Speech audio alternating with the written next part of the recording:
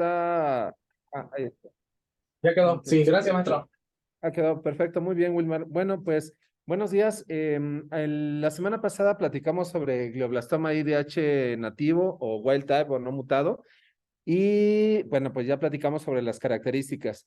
Recordando esos algunos comentarios introductorios con respecto al glioblastoma, pues recordemos que este tumor, el glioblastoma IDH no mutado, es el único que retiene el término de glioblastoma y el término de glioblastoma multiforme pues está en desuso. El que antes llamábamos glioblastoma secundario, es decir, que se originaba a partir de la transformación de un astrocitoma grado 2, luego grado 3 y luego a un glioblastoma, pues también está en desuso. Eso se clasifican dentro de los grupos de los astrocitomas IDH mutados. Y recordamos dentro de las características morfológicas del glioblastoma, las clásicas pues son hipercelularidad, pleomorfismo, actividad mitósica, necrosis, pero sobre todo proliferación microvascular. Es un criterio diagnóstico morfológico. Y con respecto al estatus molecular, pues naturalmente el glioblastoma debe de tener intacto el gen del IDH, no debe de estar mutado, y tiene otras alteraciones moleculares como mutaciones del promotor del TER, codeleción, perdón, ganancia del cromosoma 7 y pérdida del cromosoma 10 y sobreexpresión del EGFR. Entonces, esas son las alteraciones moleculares y morfológicas clásicas del glioblastoma IDH wild type o no mutado. Entonces, solamente para que recordemos, pues es una neoplasia que se presenta predominantemente en la quinta y sexta década de la vida y es el ejemplo clásico de una neoplasia frontotemporal irregular a ovoidea con centro hipointenso y reforzamiento en anillo. Entonces, eso fue lo que platicamos la semana pasada. Y ahora quiero mostrarles, pues, algunos ejemplos y ejemplos de subtipos de este glioblastoma IDH wild type, particularmente con respecto a gliosarcoma. Entonces, miren, este es un ejemplo a propósito de glioblastoma que estudiamos aquí en el hospital. Se trata de un hombre de 82 años sin antecedentes heredofamiliares o personales no patológicos de importancia para su padecimiento actual. Dentro de los antecedentes personales patológicos tiene antecedentes de hipertensión. En 1994 se le realizó la lobectomía superior izquierda por bronquiectasias en el Centro Médico Nacional La Raza. Tuvo apendicectomía en 2013 y en 1994, asociado a esa cirugía, tuvo transfusiones. Y su padecimiento actual inició en abril 2022 con parestesia y debilidad en hemicuerpo derecho, predominio en el miembro torácico. Parestesia ipsilateral enemicaria y dificultad para articular lenguaje con duración de 2 a 3 minutos. Tenía recuperación del habla y síntomas faciales, tenía y síntomas faciales también de la debilidad del hemicuerpo derecho y posteriormente esta debilidad progresó. 2 semanas posteriores presentó pérdida del estado de alerta, incapacidad de interacción con el medio, se niegan movimientos anormales, relajación del esfínteres, versión cefálica ni de mirada, y el familiar desconocía la duración. Presentó también un poco antes cefalea de predominio occipital intermitente, con mejoría con analgésicos, sin náusea y ni vómitos. Acudió a segundo nivel donde se realizó estudio de imagen, afortunadamente, y debido a los hallazgos se envió al servicio de neurocirugía de nuestro hospital. Y pues en la exploración neurológica lo relevante es que el paciente estaba despierto, no lograba articular lenguaje, emite sonidos incomprensibles, cálculo, juicio, abstracción, noxias y praxias no valorables. El resto sin relevancia. Y dentro del sistema motor tuvo tono y trofismo disminuido en mi cuerpo derecho. Sensibilidad termoalgésica, propriocepción, sinestesia, palestesia, barestesia, tacto sensitivo fino y grueso, sin alteraciones. Y los reflejos de liberación piramidal, respuesta plantar flexora bilateral, Hoffman y Trobner ausentes. Entonces tenía disminución del tono y el trofismo del hemicuerpo derecho. No tenía signos meningios, tampoco tenía alteraciones cerebelosas y la marcha no fue valorable en el momento de su ingreso. Los diagnósticos sindromáticos que se integraron al ingreso fue síndrome piramidal denso desproporcionado incompleto, síndrome afásico, síndrome cefalálgico. Y esta es la resonancia magnética. Bueno, aquí tenemos la tomografía y la resonancia magnética. Y bueno, podemos observar esta lesión frontoparietal prácticamente del lado izquierdo, ovoidea, con centro hipodenso en la tomografía axial y con un reforzamiento en la periferia. Y en la tomografía, en la resonancia magnética en corte axial, observamos ponderada entre dos, observamos esta lesión ovoidea, que mide 43 milímetros por 37 milímetros, es hiperintensa y tiene edema perilesional. Se hizo craneotomía con resección tumoral utilizando neuronavegación. Y en patología recibimos múltiples fragmentos de tejido que tenían esta medida 3.2 por 2.1 centímetros, irregulares, color café con tonalidades heterogéneas y suaves. Y se incluyeron completamente para su estudio histopatológico. Y bueno, aquí es la fotomicrografía panorámica de la lesión. Y bueno, noten que pues vemos características de alto grado, ¿no? Se ve una neoplasia con áreas de necrosis. Inclusive identificamos vasos sanguíneos. Noten, aquí están estos vasos ectásicos. No tienen hiperplasia endotelial, pero sin embargo, miren, noten estos otros vasos que se encuentran en íntima relación con esta zona de necrosis empalizada. Noten cómo tiene oclusión por fibrina y esto corresponde a trombos, ¿no? La celularidad es moderada a hipercelular. Esa primer biopsia, esa fue un primer tiempo quirúrgico. Con estos hallazgos histopatológicos se hizo el diagnóstico de tumor frontoparietal izquierdo, grado 4 de la OMS, que corresponde a glioblastoma sin otra especificación. ¿Y eso qué quiere decir? Pues que no le hicimos más estudios, ¿no? Simplemente fue glioblastoma y nada más, ¿no? Que recordemos, vale la pena recordar que esto es un diagnóstico histopatológico completamente válido, ¿no? NOS es un diagnóstico avalado por la OMS, digamos, y de hecho es una propuesta para cuando no podemos hacer los estudios moleculares. En julio inició tratamiento con quimioterapia, con temozolomida, y iban a iniciar radioterapia, pero se contraindicó por recidiva tumoral. Ahí tenemos una tomografía, una resonancia magnética en corte axial en donde identificamos la neoplasia, pues nuevamente que ocupa el lugar en anillo. Entonces, se realiza una segunda cirugía, se hace reapertura de la herida y se hace resección de la lesión y plastía dural con pericráneo. En los hallazgos quirúrgicos se encontraron cambios quirúrgicos en el lecho, gliosis y abundante neovascularización y necrosis. Después, en este segundo tiempo quirúrgico, recibimos esta biopsia, múltiples fragmentos nuevamente con las medidas 2.1 por 1.8 centímetros, de igual manera irregulares, color café con tonalidades heterogéneas y suaves. Y también los incluimos íntegros en 3 cápsulas. Y aquí están las fotomicrografías de esta neoplasia. Noten, con esto podemos reforzar lo que hemos platicado. Primero podemos identificar que se trata de una neoplasia que presenta fondo fibrilar. Recordemos que que esa es una característica morfológica de diferenciación glial y cuando disminuyen estos espacios entre núcleos y núcleos, pues obviamente disminuye también el fondo fibrilar y así asumimos que esta neoplasia es hipercelular. Noten los núcleos que presentan pleomorfismo leve a moderado, ¿no? Entonces aquí la neoplasia es hipercelular con disminución del fondo fibrilar. Notemos aquí un vaso cortado transversalmente que no tiene hiperplasia endotelial. Sin embargo, miren, aquí hay una transición muy padre desde el punto de vista morfológico.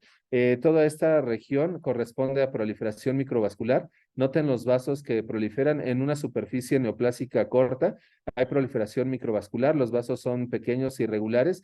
Aquí están confluentes. Y noten cómo tiene como si tuviera varias luces, y esto es secundaria proliferación hiperplásica de las células endoteliales con formación de anastomosis. Y noten también cómo dentro de estas mismas luces hay fibrina con formación de trombos. Entonces, este es un segmento de proliferación microvascular que correlaciona muy bien con lo que vemos en la resonancia magnética, ¿no? El reforzamiento en anillo en las zonas periféricas.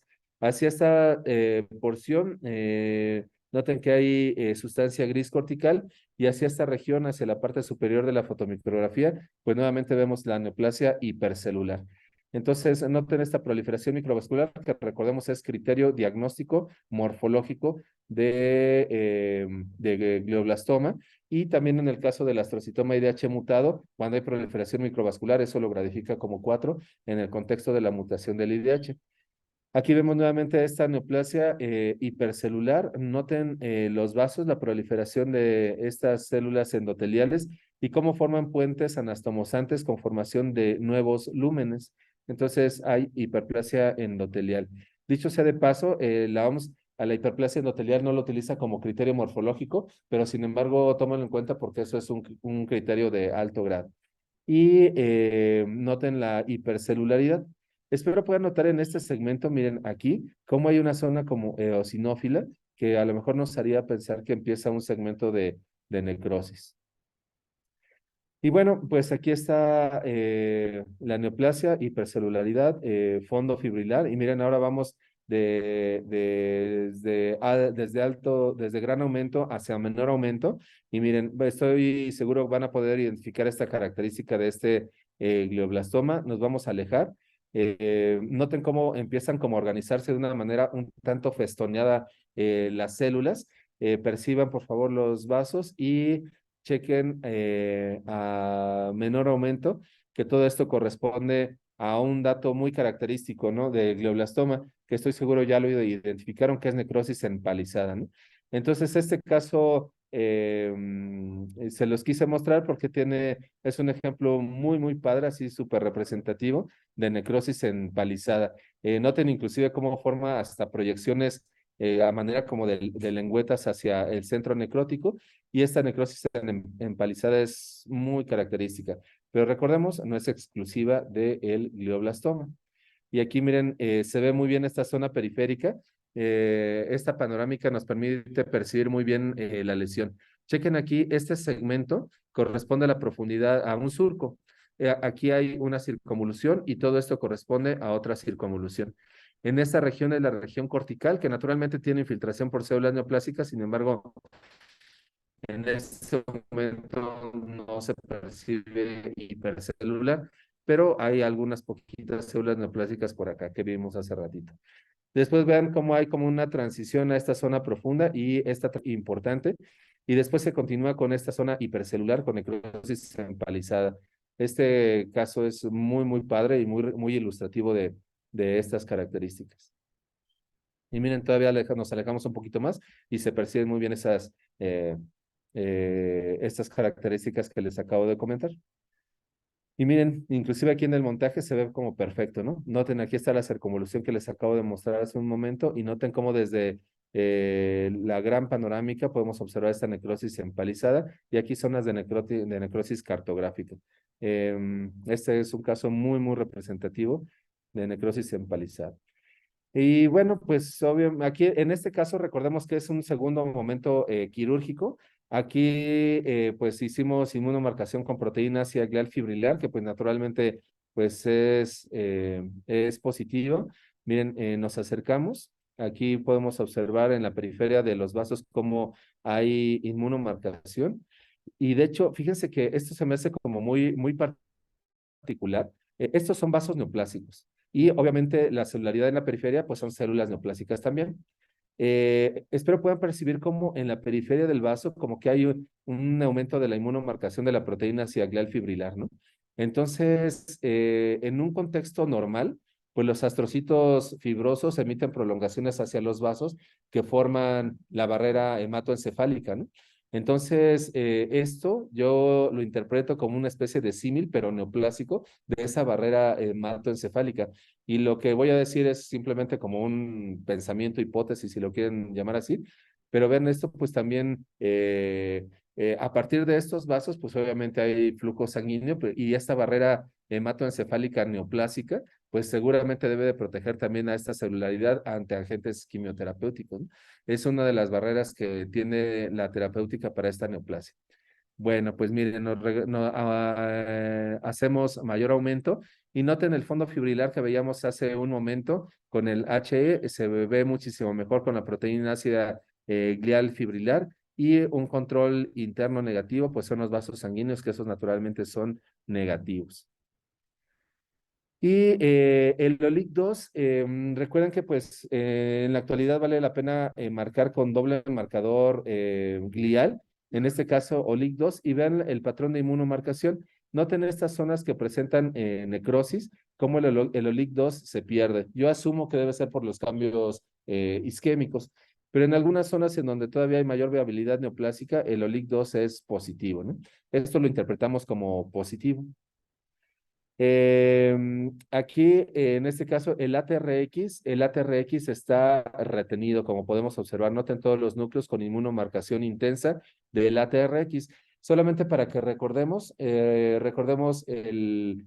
astrocitoma IDH mutado, usualmente presentan mutaciones del ATRX y eso conlleva pérdida de la retención del ATRX. En este caso, les estoy presentando un glioblastoma IDH wild type.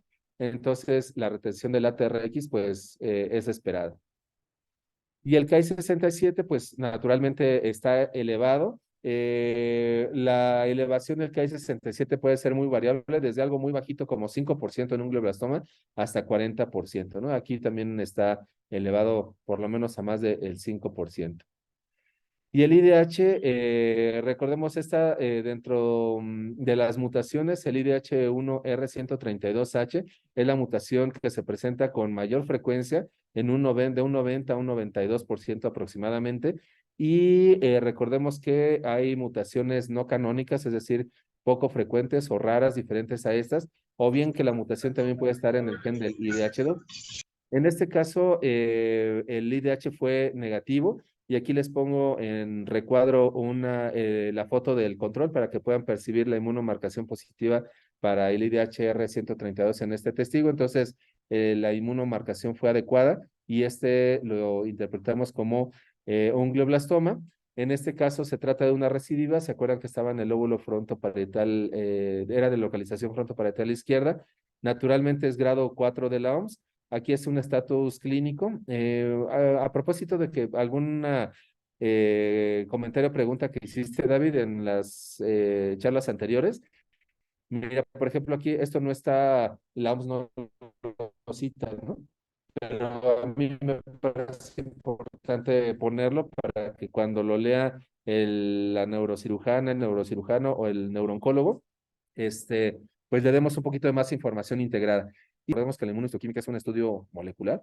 Y aquí en este apartado decimos cómo decimos que se trata de un IDH wild type. Entonces es glioblastoma IDH wild type y es IDH wild type porque el IDH1R132H es negativo y como complemento presenta retención del ATRX, que eso es entendido, ¿no?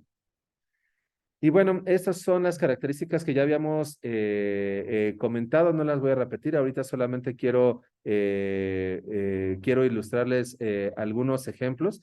Es muy probable que reconozcan esta presentación, tal vez si mi memoria no me falla, no sé si lo hizo Tania o Wilma, creo que fue Tania.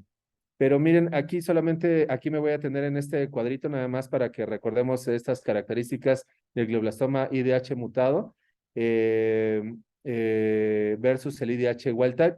Solamente recordemos que este glioblastoma IDH mutado se llama astrocitoma IDH mutado grado 4, ¿no? Pero aquí se anotó así para que podamos ver las características. Y bueno, pues obviamente esta ¿quién es más frecuente? pues los que son de novo y representan hasta un 90%. Estos que presentan la mutación del IDH, pues como ya lo comenté, son neoplasias que se transforman desde un astrocitoma IDH grado 2 mutado a un astrocitoma IDH mutado grado 3 y posteriormente astrocitoma IDH mutado grado 4. Vean la presentación, usualmente los que son mutados se presentan en etapas más, en edades más jóvenes, en adultos obviamente, pero más jóvenes, a diferencia de la edad media del diagnóstico del glioblastoma IDH wild type, que es de 62 años. La sobrevida del glioblastoma IDH wild type es de 9 meses contra 24 meses del IDH mutado. Noten que hay una gran diferencia y pues obviamente eso es importante para fines de clasificación. Recordemos que este comportamiento ya lo conocíamos, simplemente que esto lo conocemos como glioblastoma secundario y este primario. Naturalmente sin tratamiento, ¿no? Porque con tratamiento se alarga la vida de estos pacientes hasta 1 año y medio aproximadamente. La localización, pues supratemporal ya lo comentamos, más frecuente frontotemporal, como ya se los había comentado. Y miren aquí las alteraciones moleculares que tienen, recordándolas, tienen mutación del TERT, del promotor del TERT hasta un 72%. Noten, esto es importante, la mutación del TP53 se puede presentar hasta en un 27% en los glioblastomas IDH wild type, a diferencia de los astrocitomas IDH mutados, que generalmente, como seguramente recordarán, en los astrocitomas IDH mutados, el TP53 es también una huella molecular, pero noten cómo no es totalitario, ¿no? No es que todos tengan mutación del TP53. De repente puede haber variaciones, ¿no?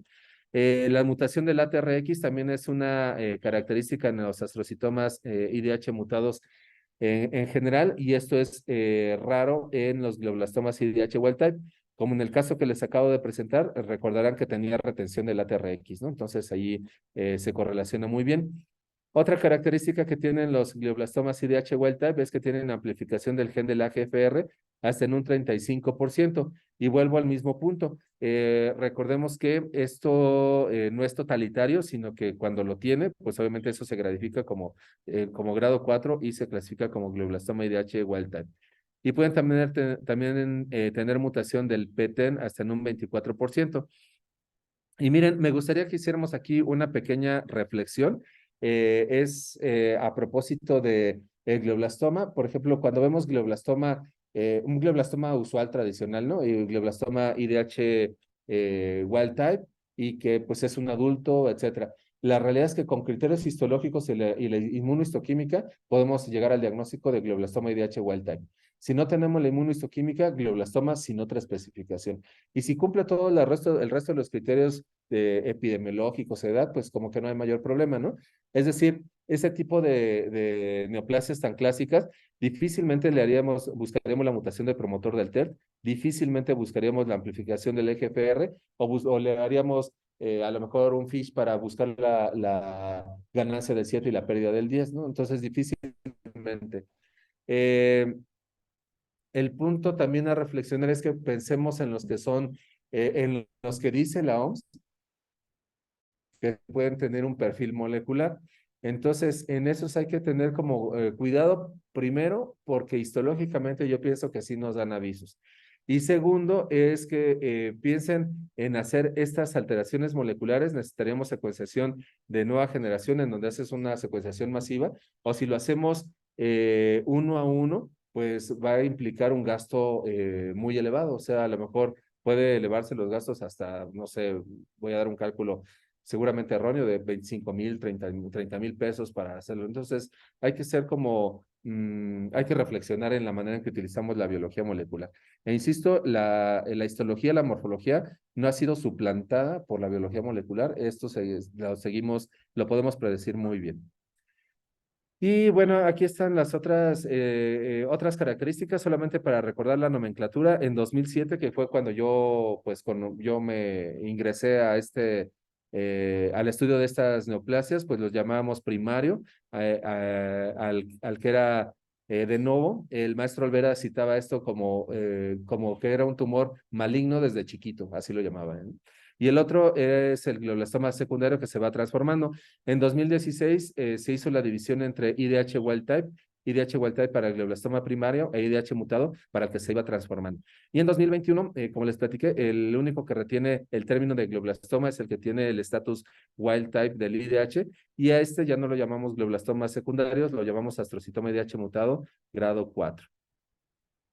Bueno, aquí están algunas otras alteraciones que no se las quiero comentar, pero simplemente quiero ahorita ilustrar algunos ejemplos. Y miren, algo que vale la pena comentar aquí es con respecto al glioblastoma pediátrico. ¿El glioblastoma pediátrico existe? Sí. La OMS dice que es menos del 2% de los casos en pediatría. Sin embargo, recordemos que si en pediatría vemos un tumor y lo vemos como glioblastoma, hay que pensar que no es glioblastoma. O sea, hay que pensar que es un tumor pediátrico de alto grado de otras características, ¿no? Hacemos el ejercicio diagnóstico y si no logramos clasificarlo, pues entonces pensamos ya en un glioblastoma, pero el mensaje es, el glioblastoma en pediatría es infrecuente.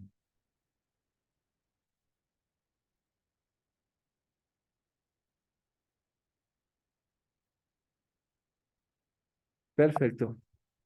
Muy bien. Ahora permítanme mostrarles otro ejemplo.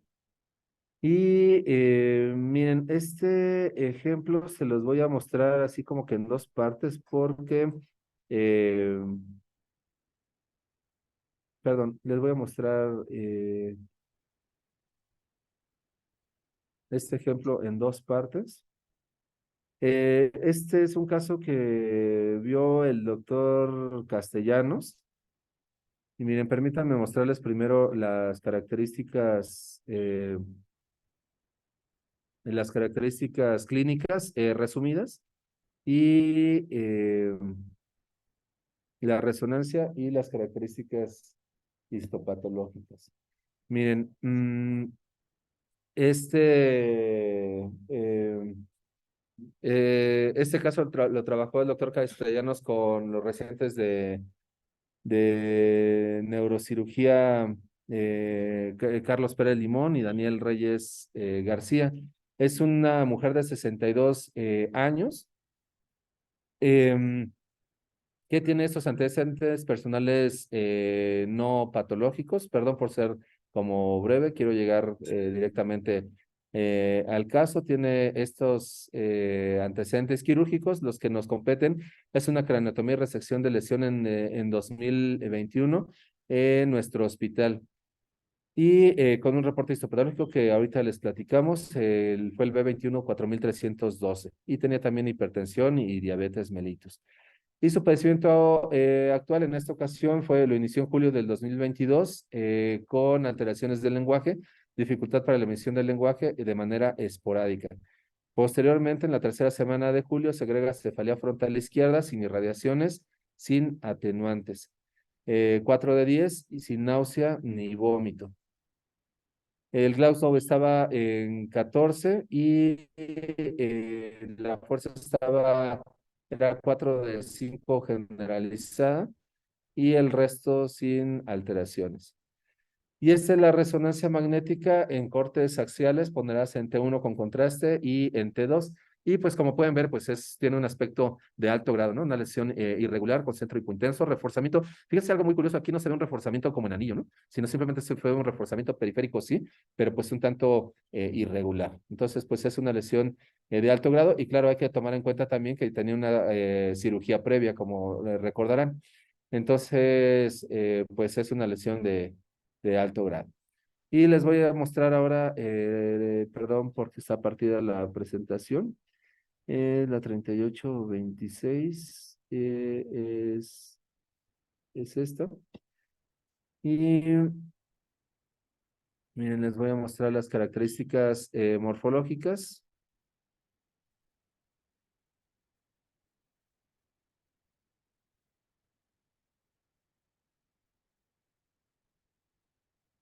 Y bueno, ya vimos la neoplasia y miren la resonancia magnética y noten aquí el patrón histológico.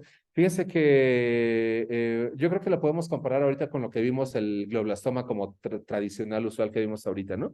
Pero miren, chequen aquí esta neoplasia Lo que nos llama la atención es que tiene un patrón nodular, espero lo puedan percibir. Aquí hay un nódulo, otro nódulo, y está limitado por septos. Y los septos son de grosores variables. Inclusive aquí vean cómo hay septos un poco más delgados que se introducen a estos nidos, ¿no? Entonces tiene un patrón nodular. Eso es muy particular. Miren, chequen muy bien los nidos y estos septos, ¿no? Entonces aquí la pregunta es, ¿de qué están formados estos nidos y de qué están formados estos septos? Entonces, este patrón histológico es muy particular, ¿no? Y miren, aquí este es un acercamiento en donde podemos ver la diferencia entre los septos y nidos. Noten que los septos están compuestos por células neoplásicas también, pero sin embargo estas células neoplásicas son fusiformes. Noten los núcleos alargados y se organizan a manera de fascículos. Y algunos de estos fascículos emiten prolongaciones hacia las porciones internas de los nódulos más delgados. Y la celularidad en los nódulos se percibe un discreto fondo fibrilar y una neoplasia también hipercelular. Aquí están en las zonas compactas como septales. Noten cómo se organizan en fascículos multidireccionales. Este tiene un aspecto, en patología siempre decimos que tienen patrones sarcomatosos y dentro de los patrones sarcomatosos, ahí pueden haber distintas morfologías. O sea, por ejemplo, si pensamos en un sarcoma de Ewing, es un tumor de células pequeñas regular y de alto grado. Recordemos que el glioblastoma antes se llamaba multiforme y puede tener estas áreas, pero noten que en este caso en particular son muy importantes. Entonces, vean aquí el patrón sarcomatoso, inclusive desde este momento podemos identificar actividad mitótica en esas áreas. Y aquí estas áreas de nidos tienen fondo fibrilar. Comparen que son muy distintos estos patrones. Aquí hay fondo fibrilar y aquí se ve fusocelular. Es decir, aquí parece un sarcoma y aquí parece un tumor glial. Hagan de cuenta, ¿no? Entonces, ese es el concepto de gliosarcoma. Y eso es algo como muy importante porque, por ejemplo, en los glioblastomas se pueden encontrar con áreas fusocelulares, sí, pero eso no lo hace gliosarcoma, ¿no? Gliosarcomas son áreas sarcomatosas fusocelulares que limitan nidos con diferenciación glial. ¿Ok? Ese es el gliosarcoma, como lo podemos observar aquí. Y miren aquí las células fusiformes te presentan pleomorfismo moderado en este caso a severo y actividad mitósica. Es decir, si viéramos esto en otro contexto, pues diríamos es un sarcoma fusocelular de alto grado. Ahora, obviamente, este subtipo de glioblastoma IDH wild type, pues continúa teniendo la necrosis. Eso sigue siendo una constante en estas neoplasias. Son neoplasias que tienen necrosis extensa. Y aquí vemos una de interfase. Noten las áreas de necrosis, algunos vasos, las sombras de algunos vasos residuales, y noten aquí que hay proliferación microvascular. Entonces, estas son las zonas de reforzamiento que vemos en la resonancia, pero insisto con el patrón fusiforme, ¿no? Vean aquí, esta fotomicrografía es para mostrarles la proliferación microvascular, es decir, conserva esas características de glioblastoma. Y bueno, este fue un intento de masón que hicimos en el hospital. Como pueden ver, no nos quedó para nada bien. Pero sin embargo lo muestro porque a pesar de eso, a pesar de que no está bien hecho, pero la verdad sí se marca muy claramente este patrón, ¿no? Inclusive hasta parece un retículo, ¿no les parece? Entonces, pues miren, a lo mejor eso podremos hacer aquí en el hospital, pedir un masón, cuando queramos un retículo, pedimos un masón y nos va a salir así. Pero bueno, noten el patrón nodular y vean, estas son las áreas sarcomatosas que pueden tener cierto grado de colagenización y los nidos que son negativos a colágeno. El punto del concepto a transmitir es que estos nidos son nidos gliales y en estas áreas sarcomatosas pierden la diferenciación glial. Ese es como que el punto, ¿no? Y aquí está la fibra el retículo, ese sí fue retículo, y noten cómo está positivo entre las células neoplásicas en las áreas sarcomatosas. Y aquí está el punto, ¿no? Así aquí está como el punto. O sea, el punto, este es el punto diagnóstico. Es decir, ¿cuándo lo vamos a llamar gliosarcoma? Es que las áreas fusocelulares, las áreas sarcomatosas, pierden la expresión de proteína ácida glial fibrilar y los nidos residuales que veíamos inclusive que tenían fondo fibrilar, que conservan la inmunomarcación de proteína ácida glial fibrilar. Entonces, ese es el diagnóstico, o más bien esa es la herramienta diagnóstica, ¿no? Entonces, nidos positivos a proteína ácida glial fibrilar con pérdida de la expresión en las áreas sarcomatosas. Y esto es gliosarcoma. Insisto, recordemos, el gliosarcoma es un subtipo de glioblastoma IDH wild type, porque morfológicamente, molecularmente, son muy similares. En este caso se marcó con desmidan porque fíjense que eso puede suceder también. Las áreas sarcomatosas pueden, o sea, en las áreas sarcomatosas ya las células perdieron toda fenotipo glial, ¿no? Ya lo perdieron. Entonces, como ya son sarcomatosas, pueden tener ahora un fenotipo verdaderamente sarcomatoso. O sea, pueden ser semejantes a un fibrosarcoma, a un osteosarcoma o a un leiomiosarcoma, ¿no? En este caso, la apuesta es que fuera aún como leiomiosarcoma, sin embargo, fue negativa y pues no se pudo como demostrar. Noten la expresión del EGFR, esta es una expresión como muy particular. Noten cómo en las zonas sarcomatosas tiene esa expresión del EGFR, esto es algo como muy particular de esta neoplasia. El P53 es negativo, que está en el contexto del glioblastoma IDH wild type, ¿no? Y el Ki-67, pues miren, es un Ki-67 pues muy, muy elevado, ¿no? Más del 20-30%. Entonces, esto es algo como característico. Y noten aquí los nidos. Por favor, perciban este fondo fibrilar y cómo se limita por las áreas sarcomatosas fusiformes. Aquí está otro ejemplo, la proteína ácida glial fibrilar y estos septos sarcomatosos negativos. El Ki-67 elevado también. Y bueno, este gliosarcoma en esta clasificación 2021 se considera como un subtipo, una variante del glioblastoma IDH wild type, caracterizado por un patrón de tejido bifásico con áreas alternas que muestran diferenciación glial y mesenquimatosa. Esa es la definición del gliosarcoma, ¿no? Otra recomendación es que, como en los casos que acabamos de ver, algunos pacientes los reintervienen, ¿no? O sea, por ejemplo, recordemos que cuando se operan estos pacientes, hay una respuesta mesenquimatosa aracnoidea. Entonces podemos ver inclusive como septos fibrosos, como una especie de cicatriz. Eso lo podemos ver, pero eso no lo hace gliosarcoma, ¿no? Entonces hay que estar como muy atentos de ello. Y bueno, el punto es que el gliosarcoma y el glioblastoma tienen un perfil molecular pues muy similar y es por eso que se considera como un subtipo de glioblastoma.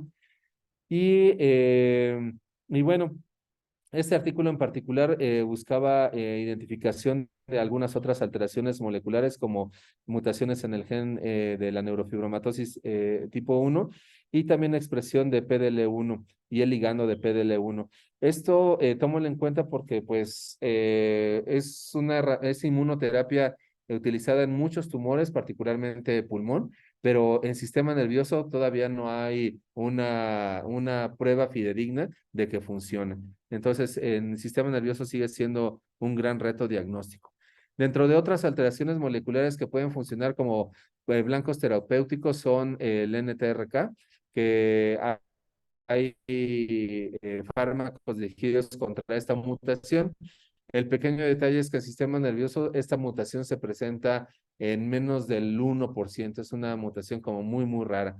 Esto lo obtendríamos a menos que en un paciente le hiciéramos una secuenciación de nueva generación y nos dieran todo el perfil de genes mutados y saliera y lo pensáramos como una opción terapéutica a estos pacientes. Miren, aquí quiero mostrarles este perfil. Este cuadro está muy padre porque miren, aquí representa el glioblastoma IDH wild type, el gliosarcoma, el glioblastoma de células gigantes y el glioblastoma secundario. Entonces, estos dos, el gliosarcoma y el glioblastoma de células gigantes, son subtipos del IDH wild type. Y bueno, pues noten más o menos como que tienen ciertas similitudes, ¿no? Por ejemplo, con respecto a la mutación del ATRX y que eso conlleva pérdida en la expresión del ATRX, pues es muy similar. Obviamente aquí hay un 19%, pero en general es como bajo. A diferencia del IDH mutado, que es una constante, presentan mutación del ATRX. Y vean la mutación del TER, 72%, 83% son muy similares. Aquí es un poquito más baja, del 25%, pero el glioblastoma, el gliosarcoma es muy similar. mutación del TP53 es muy baja en estas neoplasias. Y noten aquí cómo para el caso del IDH mutado y el de células gigantes está mutado en un porcentaje muy similar. Y la amplificación del gen EGFR, aquí hay una diferencia molecular. Vean, se presenta hasta en un 42% de los glioblastomas IDH wild type, pero en el gliosarcoma y en el glioblastoma de células gigantes, la sobreexpresión es como muy bajita. Y bueno, entonces, concretando con respecto al gliosarcoma, el perfil molecular es similar. Entonces, es por eso que se considera en este momento como un subtipo de glioblastoma, ¿no? A lo mejor en las futuras, como en las futuras clasificaciones, pues se están tomando demasiadas finezas moleculares, ¿no? O sea, en algún momento, a lo mejor el gliosarcoma van a haber subtipos de glioblastoma con perfil semejante a lo mejor a IDH mutado y a lo mejor con un perfil similar a glioblastoma IDH wild type, tomando en cuenta el EGFR, por ejemplo, ¿no? Entonces, vamos a ver qué tal se comportan estas clasificaciones, a ver si no terminamos exagerando, ¿no? Y déjenme ver, a ver si en 7 minutitos puedo mostrarles un ejemplo eh, adicional. Déjenme ver.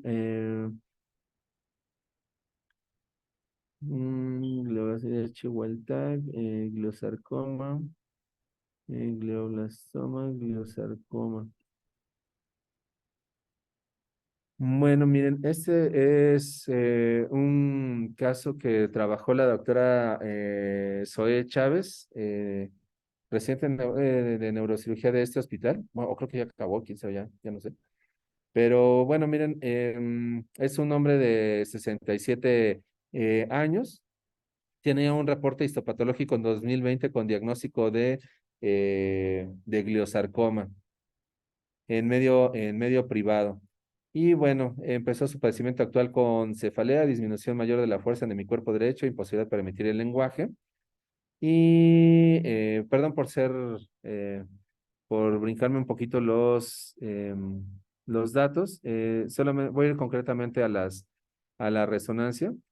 Y miren, chequen, aquí está la resonancia. Miren, este es bueno, tiene el aspecto como de un glioblastoma, ¿no les parece? La lesión temporal, irregular, hipointenso, reforzamiento en anillo. Noten, ayer tuvimos corte de encéfalo. Para los que vieron la superficie ventral, por favor recuerden el uncus y ven cómo ahí el uncus del lado izquierdo está herniado y comprime el mesencéfalo. Espero lo puedan percibir, no lo puedo señalar aquí, no sé por qué. Pero bueno, pues y miren, el tumor afecta prácticamente la totalidad del lóbulo temporal.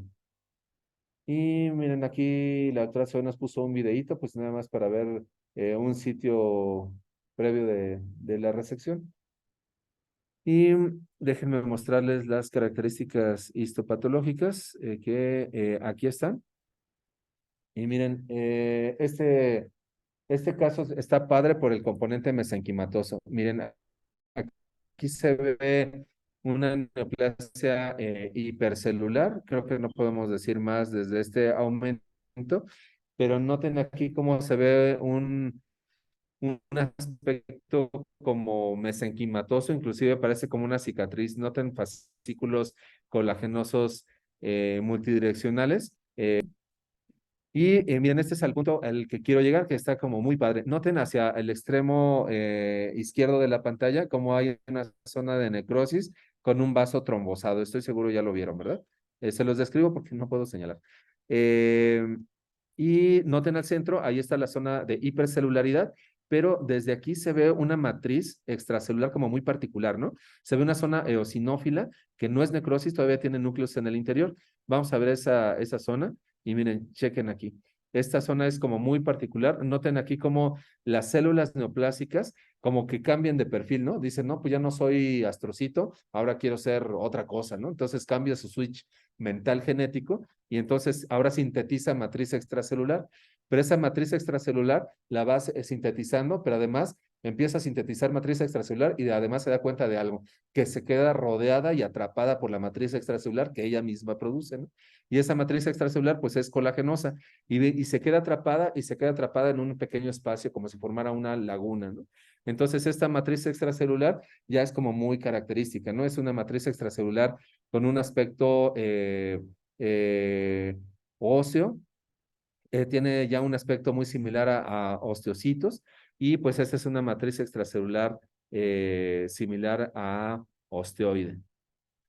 Noten cómo tiene este aspecto en forma de lagunas. Las células neoplásicas se quedan inmersas en esta laguna y hay colagenización en el estroma. Aquí está la zona de necrosis. Ahí hay inclusive una pequeña célula gigante anaplásica, pero neoplásica. Noten los vasos en este caso estaban engrosados con depósito de colágeno también. Aquí hay proliferación microvascular y hay hiperplasia endotelial. Y noten cómo en la periferia del vaso hay células que de un aspecto glial muy claro, inclusive se identifican gemistocitos en la periferia. Aquí se ve francamente glial, se ve el fondo fibrilar, las células son tanto ausadas con pleomorfismo nuclear moderado. Aquí identificamos vasos. Y miren, células gigantes. Recordemos que hay otro subtipo de glioblastoma que es glioblastoma de células gigantes. Y en este caso, era solamente focal la presencia de estas células gigantes, pero cuando vemos muchísimas, entonces ahí es en donde diagnosticamos glioblastoma de células gigantes. Y bueno, muchísimas, yo diría más de 20-30% del corte histológico. Y en otros segmentos, noten gemistocitos neoplásicos. Aquí vean esta matriz, es una matriz como hialina, mucoide, que hasta recuerda un aspecto cartilaginoso, ¿no? Aquí hay zonas de necrosis, como ya las vimos hace un momento, y nuevamente vemos ese patrón bifásico que decíamos hace un momento, los nidos gliales limitados por las células sarcomatosas en la periferia. Aquí se hizo EGFR también, que fue positivo. Miren la expresión de citoqueratinas, eso está como muy bien.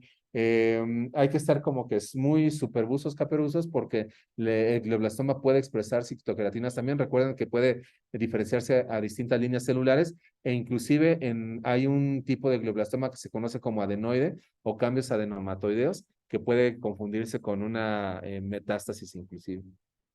El P53 en este caso fue algo muy particular, que vean, estaba sobreexpresado, ¿no? Que eso no está como muy en el perfil tradicional del IDH wild type, pero insisto, recordemos, son entes biológicos que pueden tener variaciones como lo vimos hace un momento, no son cuestiones totalitarias. Y miren, y aquí está la proteína CIA glial fibrilar con el patrón que ya dijimos, nidos que retienen la expresión de la proteína CIA glial fibrilar y áreas sarcomatosas con pérdida de la expresión. Y el IDH1R132H fue negativo, ahí está el caso, y el testigo en la otra fotomicrografía. Noten en el testigo que los vasos nos ayudan mucho como un control interno, ¿no? El vaso debe de ser negativo y los otros, y las células neoplásicas, pues naturalmente positivas. El Ki67 muy elevado. Y bueno, en este caso, pues se trató de gliosarcoma, de un gliosarcoma recidivante, pero con un componente de osteosarcoma. Entonces, esto es algo como muy particular. Y imagínense la locura molecular o celular, o sea, tiene componentes de osteosarcoma dentro del cerebro, ¿no? Eso es una locura morfológica y molecular. Eh, bueno, pues muchas gracias. Ahora lo que quise fue ilustrarles un ejemplo adicional de glioblastoma y mostrarles ejemplos de gliosarcoma y para que lo tengamos en cuenta porque, bueno, pues es un diagnóstico muy especial. Al parecer, seguramente se preguntarán cómo le va al paciente, ¿no? Pero al parecer el pronóstico es muy similar, ¿no? O sea, como que no hay mucha diferencia entre uno y otro, y esa es una razón más de que se clasifique como un subtipo de esta neoplasia, ¿no? Muy bien, bueno, pues muchas gracias. Allá del otro lado, en el 1 de octubre, Viviana, no sé si tienen alguna duda o comentario, o ustedes aquí, algo que quieran comentar. Entonces ya vámonos, es hora de desayunar. Ah. No, Doc, ninguna duda. Muchas gracias, por la atención y por la clase.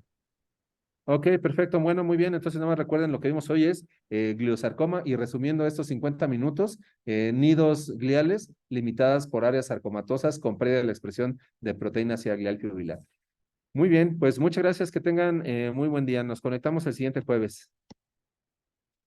Ya, Gracias, tumor, Doc. no había camas, luego la semana Gracias. ciertas cosas, y me Nos marcó ayer vemos que también. ya se le iba a